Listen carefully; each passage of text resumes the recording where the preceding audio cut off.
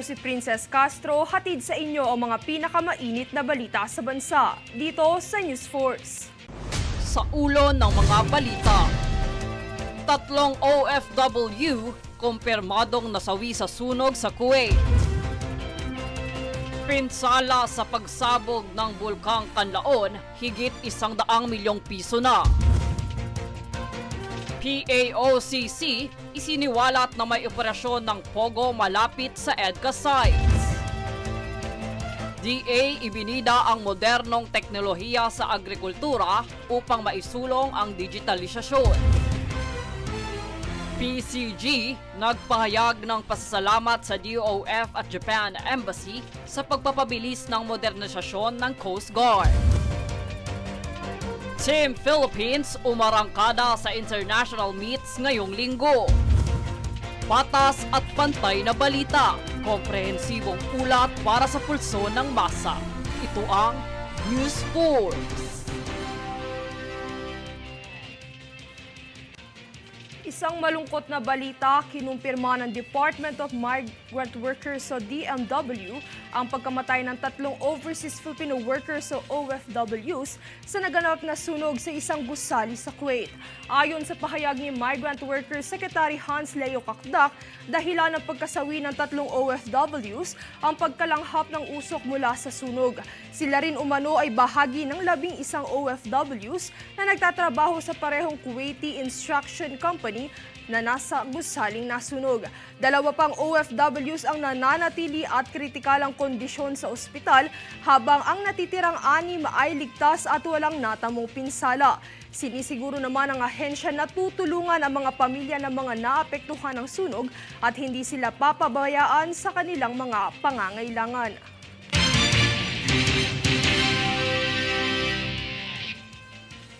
Ayon kay Senate President Chis Escudero, hindi niya minasama ang viral video ng umano'y pagiging waiter niya kay First Lady Liza Araneta Marcos. Ito ay matapos akuhanin at inumin ni First Lady Liza Araneta Marcos ang wine glass na hawak ni SP Escudero at ibinalik sa kanya. Naging viral ang video clip na ito at umani ng maraming reaksyon. Ngunit paglilinaw ni Escudero, ang nangyari ay tanda lamang ng kanyang pagkamaginoo at pakikipagkapwa-tao.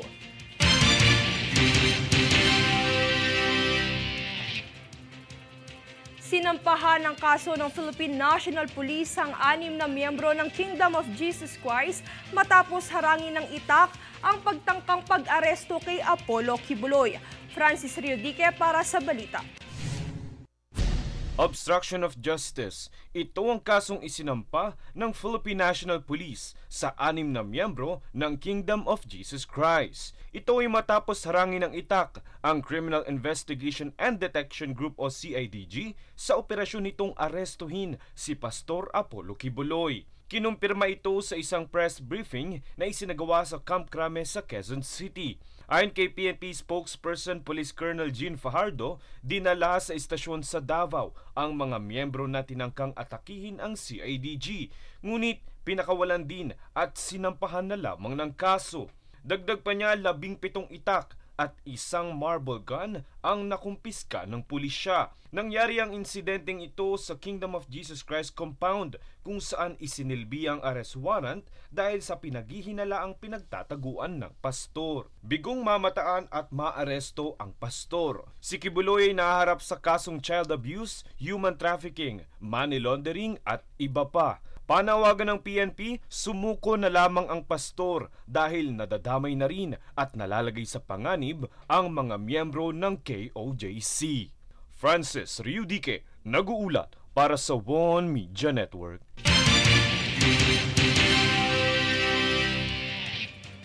Umabot na sa mahigit 104 milyong pisong halaga ng pinsala sa agrikultura ang naitala matapos ang pag-alboroto ng Bulkang Kanlaon. Ito ay ayon sa datos ng National Disaster Risk Reduction and Management Council o NDRRMC. Nasa malaki at daang-daang hektarya ng produksyon ang itinuturing ng wala ng tsansang maibalik pa kumpara sa bilang ng mga hektaryang maaari pang mabawi. Apektado rito ang produksyon ng mga magsasaka at mangingisda ng Region 6 at 7.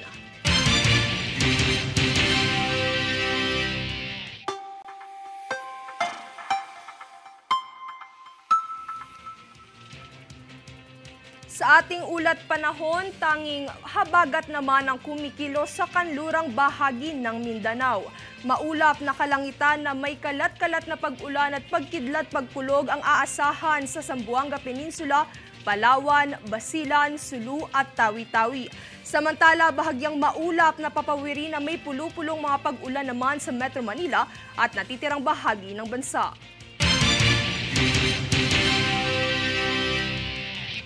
Susunod sa News Force. DSWD nakaantabay sa lagay ng mga biktima ng sunog sa fishing boat sa Cebu. BI inaresto ang Korean national bunsod ng kasong pagnanakaw sa NAIA.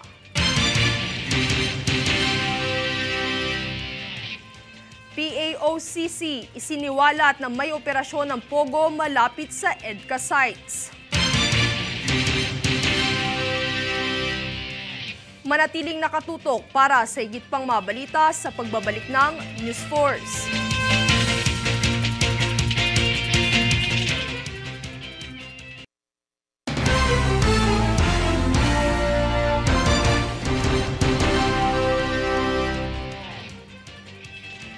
Ibinunyag ng Presidential Anti-Organized Crime Commission o PAOCC na kahit sa kalapit na lugar ng mga EDCA sites ay mayroong operasyon ng Pogo. Para sa detalye, narito si Francis Riudique. Kinumpirma ng Presidential Anti-Organized Crime Commission o PAOC na mayroong operasyon ng mga Pogo sa mga EDCA sites. Ang EDCA o Enhanced Defense Cooperation Agreement sites ay military base ng Estados Unidos sa Pilipinas para sa joint training nito sa bansa. Ayon kay PAOC spokesperson John Casio, napag-alaman na malapit sa mga military sites ang mga online gaming sites at platform. Kaya naman sinimulan ng imbestigahan ang mga ito at ang pakay nito sa paglalagay ng Pogo sa lugar. Pagtitiyak ni Casio, ni isang Pogo Hub ay walang binigyang lisensya na mag-operate malapit sa mga EDCA sites. Makikipagtulungan ng PAOC sa Department of National Defense at Philippine Amusement and Gaming Corporation o PAGCOR upang maresolba ang issue. Matatandang ipinahayag ni Defense Secretary Gilberto Jodor Jr. na itinuturing niyang national security concern ang operasyon ng Pogo sa bansa. Francis Riudique, nag-uulat para sa One Media Network.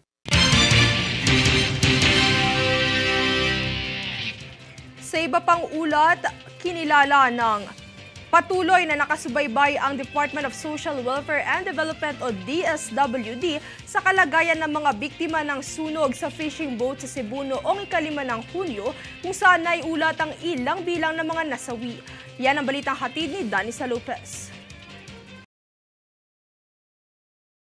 Patuloy na tinututukan ng Department of Social Welfare and Development o DSWD ang lagay ng mga nakaligtas at biktima ng nagdaang sunog sa fishing boat sa karagatan ng Naga City, Cebu. Matapos ang pamamahagi ng tulong pinansyal sa mga pamilya ng biktima at technical assistance para sa mga namatay, ay inilalakad na rin ng kagawaran ang pag-aasikaso sa Assistance to Individuals in Crisis Situation o AICS bilang karagdagang tulong. Tinitiyak din ito ang pagtugon sa mental na kalusugan sa pamamagitan ng stress debriefing sa mga nakaligtas sa pangyayari dahil maaaring nagdulot ito ng trauma. Siniguro naman ni DSWD spokesperson Irene Dumlao na katuwang nito ang ahensya sa kanilang mga pangangailangan. Naiulat ang 6 na nasawi at 6 na nakaligtas mula sa insidente ng sunog sa fishing boat. Danisa Lopez, nag-uulat para sa One Media Network.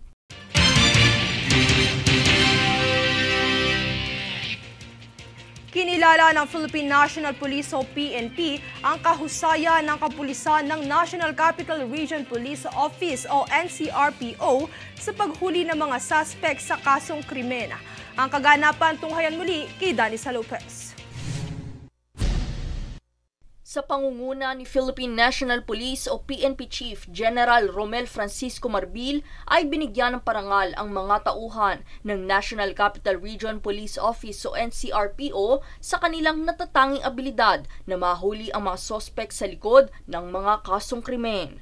Kabilang sa mga kaso ng krimen na naresolba ng mga pulis ay ang kamakailang insidente ng pamamaril sa Ayala, Makati dahil sa road rage, pamamaslang sa Las Piñas, pagkitil sa buhay ng isang chairman sa Muntinlupa, pagkamatay ng isang opisyal ng Land Transportation Office o LTO at insidente ng shabu sa Batangas. Ipinarating naman ni Marbil ang kanyang mensahe sa lahat ng pulis na ipinagmamalaki niya ito dahil sa kahandaan na magsilbi sa bayan ng walang alinlangan.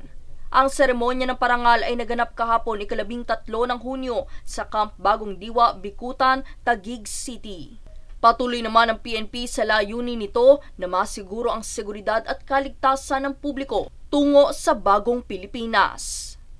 Daniza Lopez nag-uulat para sa One Media Network.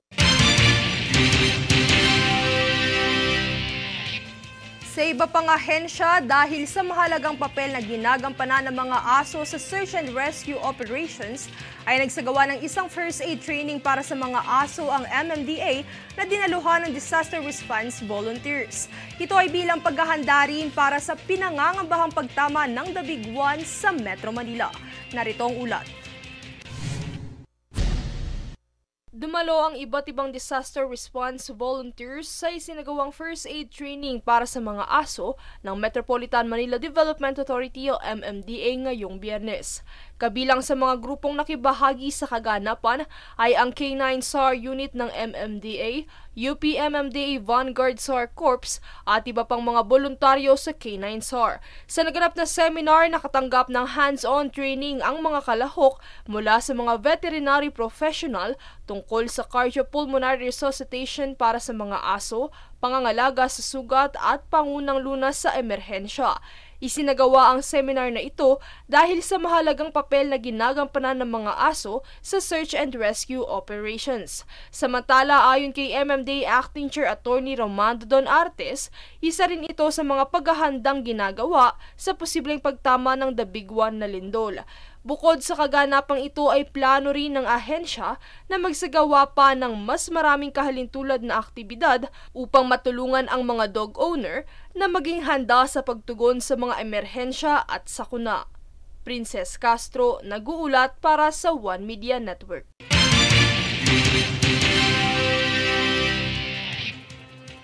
Isang Koreanong dayuhan ang inaresto ng Bureau of Immigration o BI sa Ninoy Aquino International Airport dahil wanted sa kasong kaugnay ng pagnanakaw at iba pang krimen sa bansang South Korea.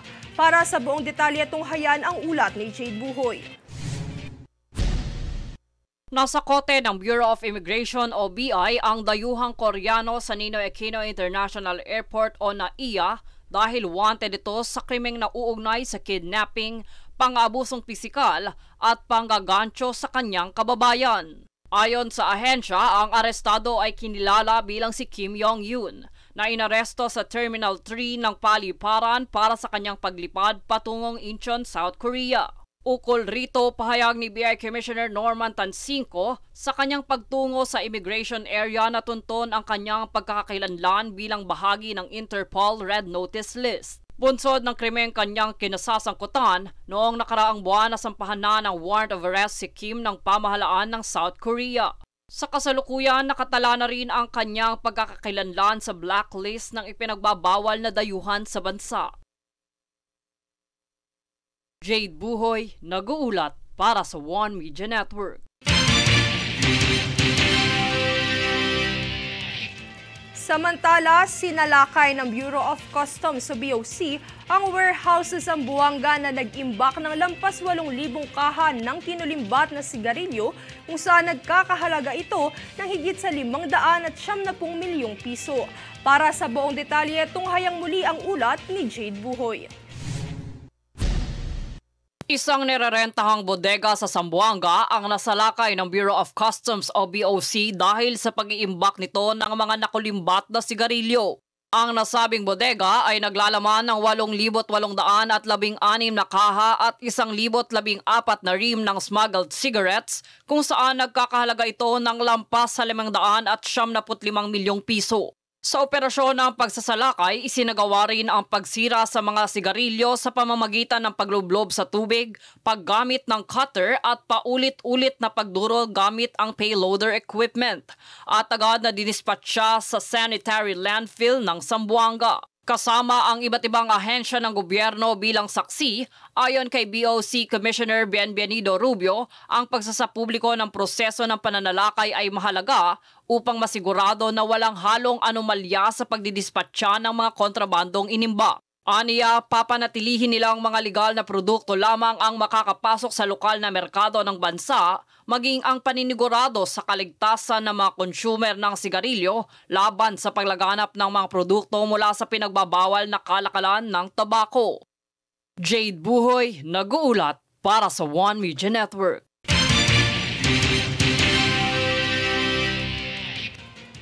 Sa inisyatiba ng Department of Science and Technology o DOST at Department of Environment and Natural Resources o DENR ay matagumpay na inilunsad sa Pasig River ang Floating Solid Waste Collector System. Layo nitong linisin ang mga kalat sa ilog at estero na siyang nagiging dahilan ng pagbara sa mga daluyan ng tubig. Malugod namang ibinahagi ni DOST Secretary Renato Solidum Jr. na ang gawang Pinoy na ito ay mas mabisa at praktikal dahil mas abot kaya ito kumpara sa mga imported.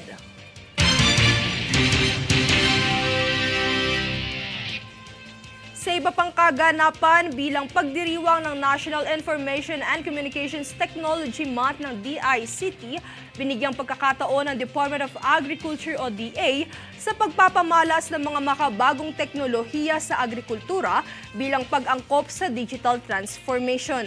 Ayon sa ahensya kaugnayang DICT, mahalaga ang paggamit ng makabagong teknolohiya upang mapahusay ang pamamahala ng datos, pati na rin ang serbisyo upang maging tapat sa mga benepisyaryo nito. Bahagi rito ang paggawa ng agriculture-based central data ecosystem bilang pagpapaigting sa paggamit ng e-voucher system sa mas mabilis na pag-unlad ng sektor.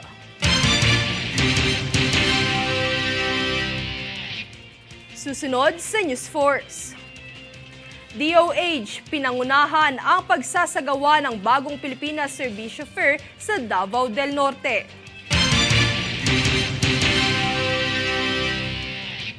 PCG, nagpahayag ng pasasalamat sa DOF at Japan Embassy sa pagpapabilis ng modernisasyon ng Coast Guard.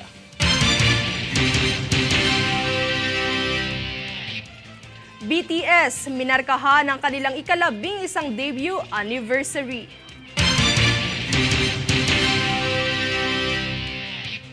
Manatiling nakatutok para sa higit pang mga balita sa pagbabalik ng News Force.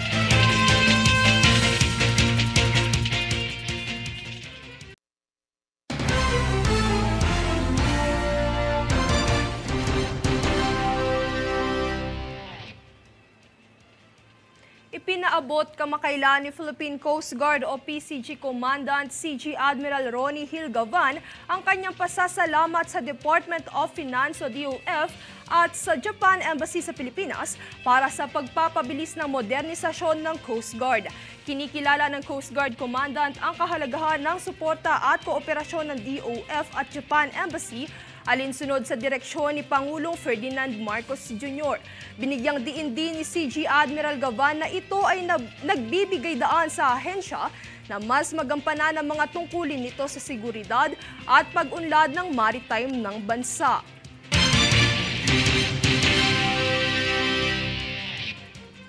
Sa kabilang banda, upang mas mapasigla ang halal industry sa Pilipinas, ay kamakailang lumagda ng isang Memorandum of Understanding o MOU ang Philippine Chamber of Commerce and Industry Quezon City o PCCI QC at Halal Industry Development Program Management Office ng Department of Trade and Industry.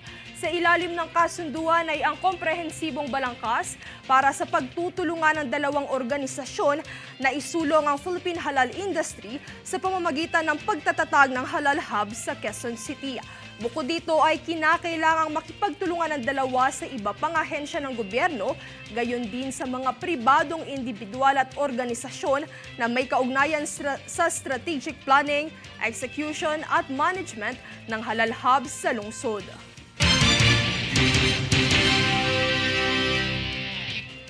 Nitong kamakailan lang ay pinangunahan ng Department of Health o DOH ang pagsasagawa ng bagong Pilipinas Serbisyo Fair o BPSF sa Tagum City, Davao del Norte. Ibinahagi sa kaganapan ng iba't ibang serbisyong medikal, kabilang na ang mga substance abuse consultation, family planning, dental services at minor surgeries, gayon din ang mga tradisyonal na serbisyong medikal tulad ng acupuncture.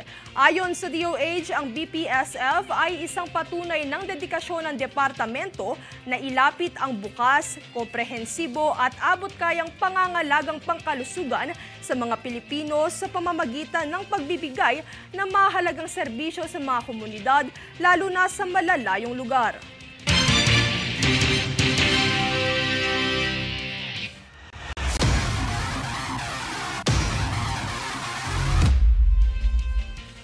Sa larong pampalakasan sa pagtatapos ng linggong ito ay pinamalas ng mga pambansang atleta ng Pilipinas ang kanilang husay sa kani-kanilang disiplina sa kanilang nagdaang international meets sa Indonesia, Greece at Thailand. Narito ang detalye. Muli na namang ibinandera ng Philippine team ang pangalan ng Pilipinas ngayong linggo matapos humakot ng medalya sa magkakaibang international meet sa Indonesia, Greece at Thailand. Pinangunahan ng Sambo team ang listahan ng mga humakot ng medalya matapos tumumbok ng kabuwang 17 medalya sa 2024 Bandung Sambo Open na ginanap sa Bandung, Indonesia. Mula sa 59 to 71 kg men and women sports sambo at 58 to 71 kg men and women combat sambo ay nakapagtala ng 10 ginto, 3 pilak at 4 na tansong medalya ang pambansang koponan. Sa ibang disiplina naman, humakot ng kabuwang 10 medalya ang Philippine National Muay Thai team matapos ang kanilang naging kampanya sa 2024 IFMA World Senior Muay Thai Championships na ginanap sa Athens, Greece. Mula sa mga kategoryang combat, Y-crew at Muay, ipinamalas ng mga martial artists ang kanilang skills matapos makamit ang 4 na ginto, 5 pilak at 1 tansong medalya. Samantala, bagamat bigong makamit ng Alas Pilipinas Women's Under-18 team ang kampyonato sa 22nd Princess Cup Sea Volleyball Championships na ginanap sa Nakhon Pathom, Thailand, ay nagawa pa rin itong makasampa sa podium. Naguwi ang koponan ng bronze medal, makaraang daigin ang bansang Australia at magtapos sa score na 25-13, 25-21 at 25-20. Sa kabilang banda ngayong Biyernes ay sinagawa ng Philippine Sports Commission ang kanilang Invitational Golf Tournament para makalikom ng pondo na ibibigay sa Paris-bound athletes ng Pilipinas. Princess Castro, nag-uulat para sa One Media Network.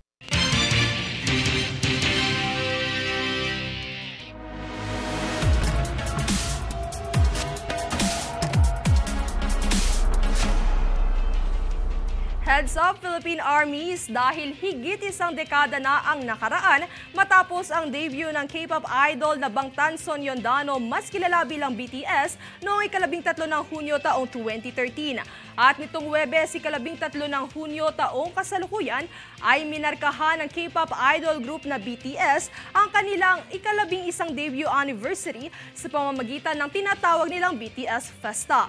Sa kasalukuyan, 6 sa kanilang mga miyembro ay naglilingkod pa rin sa militar, habang ang miyembrong si Kim Seok-jin, ang pinakamatanda sa kanila, ay nakalabas na sa militar noong ika-12 ng Hunyo, kung saan nagtipo ng lahat ng miyembro ng bangtan upang ipagdiwang ang pagbabalik nito. Kaugnay nito ay naghandog din ng free hug event si Jin para sa 1,000 army na nakakuha ng raffle ticket para sa event. Matatandaang nauna nang sinabi ng entertainment company ng grupo na nakatakdang mag-regroup sa 2025 ang BTS pagkatapos ng kanilang serbisyo sa militar.